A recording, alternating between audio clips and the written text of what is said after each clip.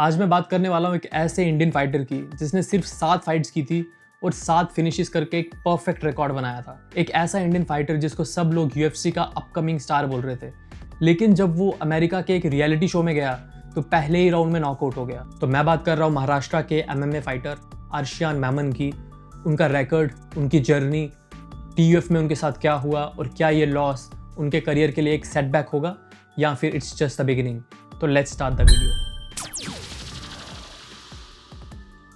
Arshiyan Memon India के fighter हैं with record of 7-0 और 7 की 7 फाइट्स फिनिश से खत्म हुई थी, जिसमें 5 नॉकआउट्स और 2 सबमिशंस थे, तो एक भी फाइट डिसीजन तक नहीं गई थी। अर्शियान मैमन ने अपने यूएफसी का career Indian MMA promotion matrix fight night से स्टार्ट किया।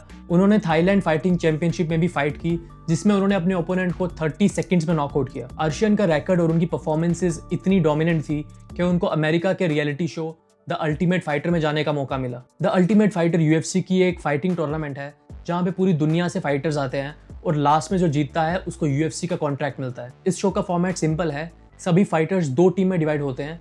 दोनों टीम्स को एक लेजेंडरी यूएफसी फाइटर कोच करता है, तो सब लोग साथ में रहते हैं और साथ में ट्रेन करते हैं।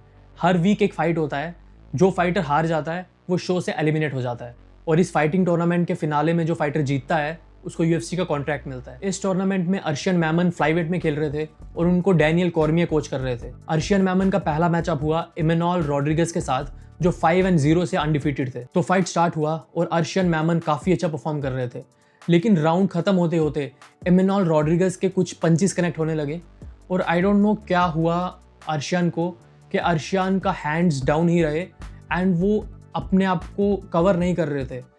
तो इमेनॉल कंटिन्यूसली अपने पंचेस लैंड करते गए और राउंड 1 खत्म होने को बस कुछ ही सेकंड्स रह गए थे, लेकिन उससे पहले ही अर्शियन मैमन ये फाइट हार जाते हैं due to technical knockout. Russian Memon हार तो गए, लेकिन उन्होंने इतना अच्छा परफॉर्म किया कि फाइट खत्म होने के बाद डेना वाइट ने भी उनकी काफ़ी प्रेज की। आप खुद ही देख लो उन्होंने क्या बोला।